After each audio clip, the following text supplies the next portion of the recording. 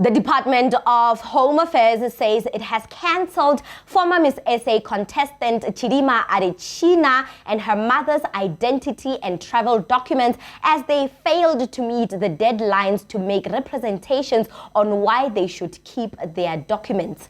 Hello, my name is Reneilwe Morema and I am your host right here on the African Diaspora News channel. I am reporting live from Johannesburg, South Africa. Adetshina, who has been crowned Miss Nigeria in September, withdrew from the Miss SA pageant out of fear of her and her family's safety following a Department of Home Affairs probe regarding her status in the country. The investigation into Chidimma Adetshina and her mother's South African documentation began after public scrutiny over Adetshina's participation in the Miss South Africa pageant. Speculations surrounding her heritage intensified, prompting the Department of Home Affairs to conduct a comprehensive review of her documentation and that of her mother.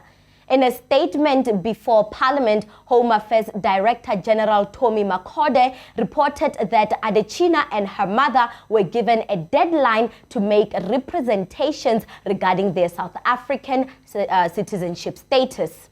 However, they failed to meet this deadline, paving the way for the department's decision to revoke their documents. Makode added that efforts to locate Adetshina's mother led officials to an address registered under her name, where they hoped to clarify her residency status. Despite their attempts, Home Affairs believes she remains in South Africa but cannot account for her possible recent travels to Nigeria, where she reportedly attended her daughter's crowning as Miss Universe Nigeria. Photographic evidence of Adetshina's mother at the Miss Universe Nigeria event has complicated the investigations. Despite the ongoing probe, her appearance at the pageant suggests she may have traveled to Nigeria without official clearance, raising further questions about her movement in and out of South Africa. Acting Deputy Director General for Immigration Albert Matsaung explained the challenges Home Affairs are currently facing in tracing her traveling records. In a statement he released online, he says, "We couldn't find a trace of the passport that she has been using to come to South Africa from Mozambique on the movement to Nigeria." Matsaung told Parliament all of this. This revelation adds a layer of complexity as it indicates a potential breach in documentation control and raises questions about unauthorized travel across borders. Her status followed that of the mother, and she was registered as a South African.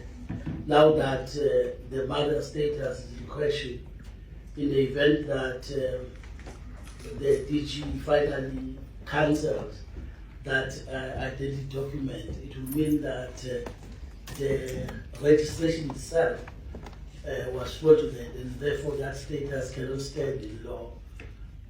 She would qualify to apply under Section 4.3 of the Act, assuming that indeed she was born in the country and her birth was registered in terms of the Birth and Death Registration Act.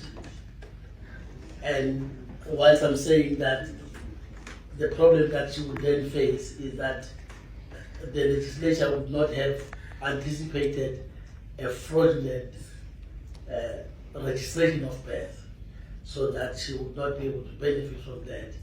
And also it would depend on her movements in and out of the country, because there's a requirement that you should not be outside the country for more than 90 days at a time. So that will also then affect her.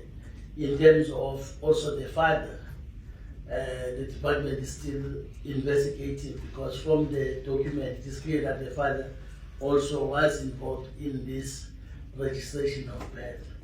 So what we will need to eventually check is, when everything is cancelled, does it render her stateless? Does she have, for instance, Nigerian citizenship? Does she have Mozambican citizenship? I think we will have to navigate at that point in time whether then the cancellation of her own status may render her stateless. But that will actually happen when everything is done and the investigation is completed. Thank you, Chair. I mean, Chidimma is just an unfortunate human being who is used as bait by the Department of Home Affairs. People should be questioning the integrity of South African citizenship laws. This whole ordeal just underscores broader issues regarding the verification of identity documents and the processes for obtaining citizenships in South Africa.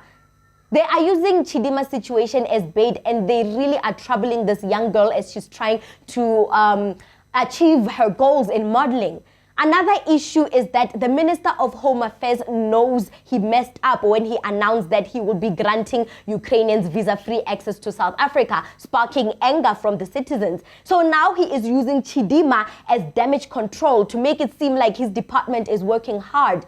I told you all about these social media influencers in Parliament. They are going to be detrimental to the development of South Africa. They are going to be the reason why foreign nationals from all across the world will undermine the immigration laws of South Africa.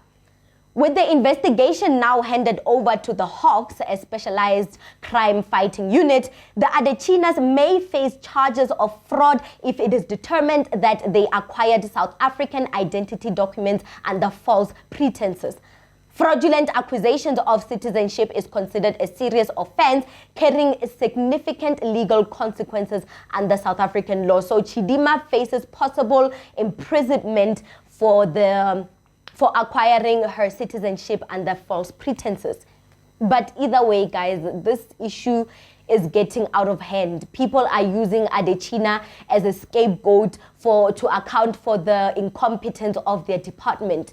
Leon Schreiber messed up when he announced that he's going to be giving Ukrainians visa-free access into our country when most African countries don't even have visa-free access to South Africa. How can we skip our fellow brothers and sisters and run to Ukraine?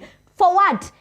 To prove a point. Ain't nobody in South Africa trying to go to Ukraine. Ain't nobody trying to go to a country where the president still has aspirations to walk the Met Gala and win an Academy Award.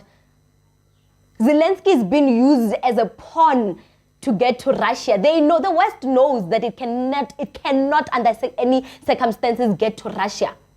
So they're using them as a pawn because what? The president still has aspirations to be an actor in Hollywood.